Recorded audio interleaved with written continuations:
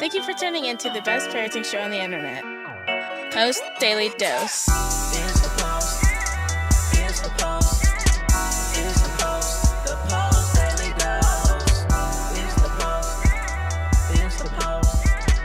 It's the Post. The Post Daily Dose. It's the Post. It's the Post. Hey, good evening, Facebook family. Welcome to another episode of Post Daily Dose with me, your trusted parenting advisor with the gray hair in his eyebrow, faithful guide and servant on the healing journey. What's my name? Big Papa Brian+Post. Hope you guys are doing fantastic on this tremendous Thursday. I flew all day yesterday, so in a different time zone, trying to get caught up with everything in my head, mostly.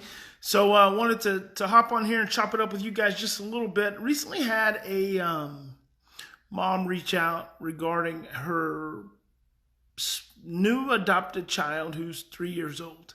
And it's a family kinship placement. And it I don't always get to work with young children. This is a 3-year-old.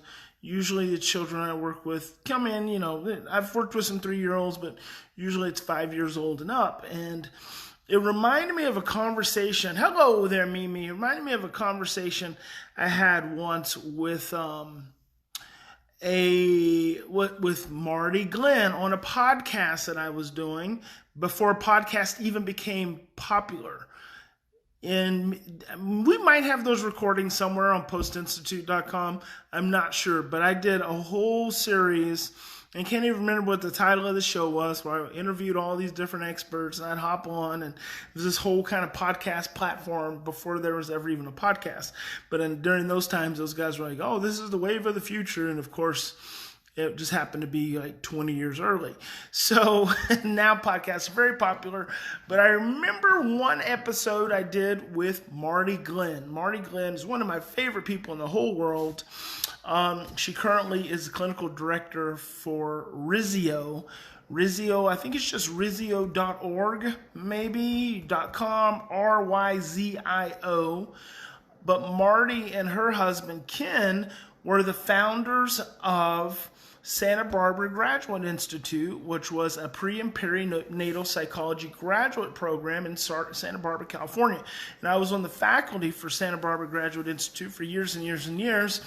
And if you've ever seen that video, Trauma, Brain, and Relationship, that I'm featured in, along with Daniel Siegel and Bruce Perry, Marty Glenn is also in that. But anyway, Marty is a pioneer, absolute pioneer in the areas of pre- and perinatal trauma and attachment.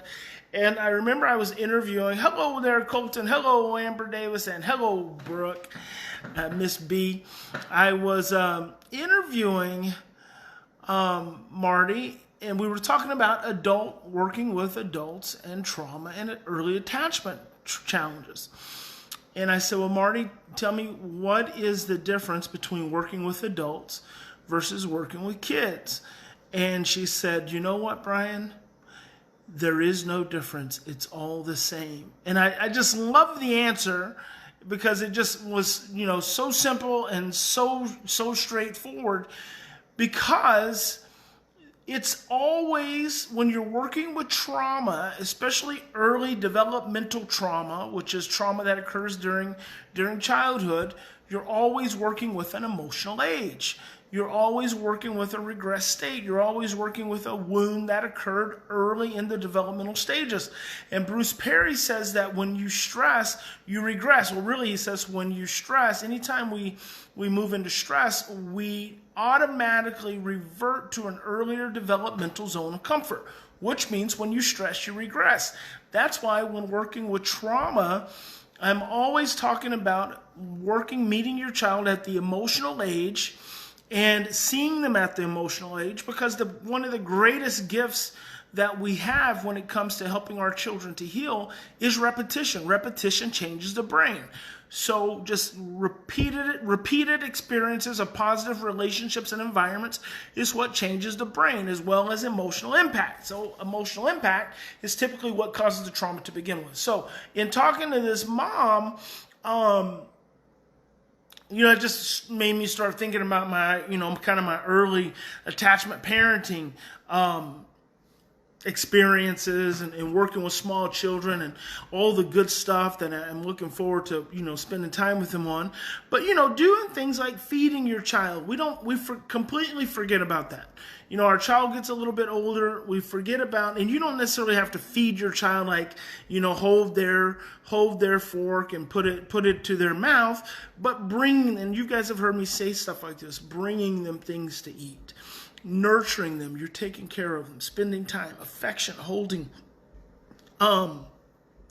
listening to the emotional age, when they're upset, seeing the emotional age, seeing the regress state, and attending to the regress state. Like with a 3-year-old, probably a regressed experience for her is regressing back to infancy. Well, we don't always see that. In fact, I was having a conversation with this mom, and she was talking about, in daycare, the little girl had gotten upset with another friend, and then when it was time to go, she didn't want to get in the car seat, and so it's just like this screaming tantrum she had. Mom was really trying to understand, and I said, number one, anytime you're interacting with other peers, it's stressful. So that is enough. That rejection from her peers is enough to make her upset. It's enough to stress her out. And then number two, there's the transition of going from school to going to the car seat. Huge transition. Transitions are always traumatic.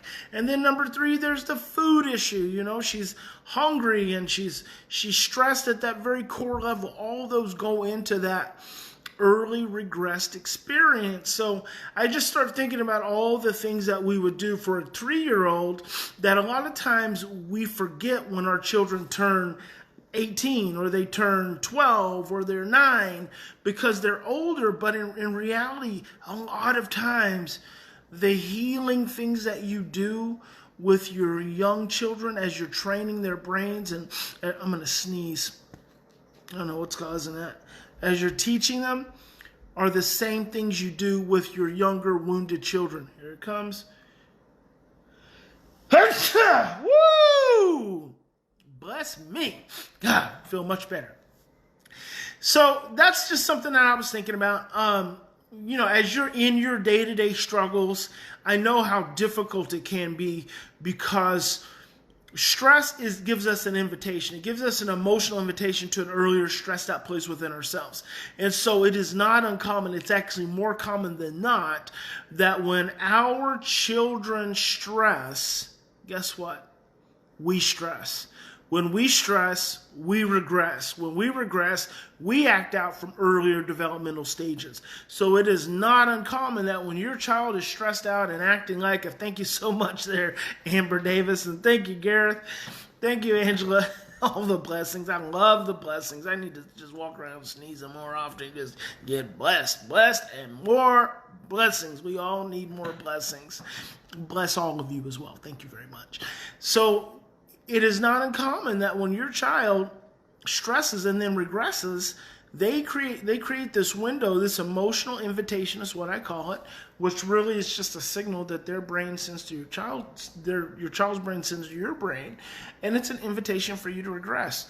And when you regress, guess what? You a lot of times regress to an earlier, hopefully not a 2-year-old stage sometimes, but you regress to an adolescent stage maybe. And then from that stage, you're trying to parent your child. And then what you find is that you guys just continue to create the same negative feedback loops over and over and over again. And that's just a conditioned state. I want you guys to remember that in any given situation, both for you and for your child, in any given situation, you're doing the absolute best that you can in that moment. In that moment, you're doing the absolute best that you can. If you could do any better, you would. None of us want to feel rejected. None of us want to feel abandoned. None of us want to feel not good enough. Because at the end of the day and at the bottom of it all is the drive for relationship. We are biologically engineered to be in relationship. And so we ultimately all want to be in relationship. We all want to be connected. We all want to feel good with the people who love us. We don't want to feel bad. Nobody wants to feel bad. Even if it looks like it and they talk like it and they say it and they behave in a certain way, nobody really wants to feel that way. We're just doing the best we can in the moment that we're in the midst of it. And it's our responsibility. It's the other person's responsibility in that moment to see that stressed out, fearful child. And sometimes you just can't do it. You just miss it. And when you miss it, that's okay. That is okay. You know, there's always the next moment. There's always the next day. And I do want to say one last thing. Thank you, Leslie. I do want to say one last thing. Some of your children are getting older. You know, they're in their later teenage years. They're 15, 16, 17, maybe even 18. And you guys have had rough journeys with them. And now you're just getting to Big Papa in the later stages of their adolescence, and you're really finally wanting to do something different. I've had several families lately whose children are just coming out of residential treatment after 2 years and 3 years. And I'm like, oh my goodness, because 9 times out of 10, nothing's changed for the child. And so it's like this huge setup for the child and this huge setup for the family. And, you know, parents want to do the right thing. You want to do better. You carry this unconscious guilt and shame about the child having to be in residential anyway. And so, you know, the child carries this unconscious feeling of rejection and not good enough by having been sent away. And so everyone feels not good. In order to do something different. Now, John's going to call me right in the middle of my daily dose, and he just popped on here and knew that I was on it. Now, I wonder why he'd do that. In order to do something different, we've just got to slow down. We've got to slow down and realize that none of us are perfect. We all mess up, and we're all going to mess up, and it's just... Sometimes you just have to honor the fear. And sometimes you just have to honor the fact that, look, this is going to be rough and we're going to screw up and you're not going to like me and I'm not going to like you. But you know what? Underneath it all is love, and we're going to get through it. Tomorrow is a new day, and we're just going to keep doing this thing, this little dance, until we figure it out. And just the fact that you guys keep showing up speaks to your awesomeness. It speaks to your power. It speaks to your amazing ability to look through all the craziness of fear and anxiety and confusion and control in our world and seek to find something different so you can be someone different in your relationship with your child. And I commend you for that. It is the most admirable, honorable thing ever in this crazy world that we live in, because it is indeed a crazy one. So that's all. Enough of my ranting for today. I hope you guys have a fantastic... Hey, Jason Shackelford, thanks for dropping those 50 stars on me, brother. And Gareth, you're absolutely right. RTC is oftentimes a road to prison, but we want to be the light in the middle of that dark path and hopefully shine a light on a new path. That is our hope and our calling and our passion for many of us in many instances. So remember, in any given situation, you always have two choices. You can continue to react from the same blueprints of stress, fear, and overwhelm, or you can stop, slow down, take 3 to 10 deep breaths, and choose love. And I hope you choose love in every possible situation, and the ones that you can't, the ones that fear just runs away, hey, forgive yourself. It's okay. There's always the next time, and there will be a next time, and then there's always tomorrow. God bless you. Big Papa loves you. You guys are amazing and awesome, and I'll see you tomorrow.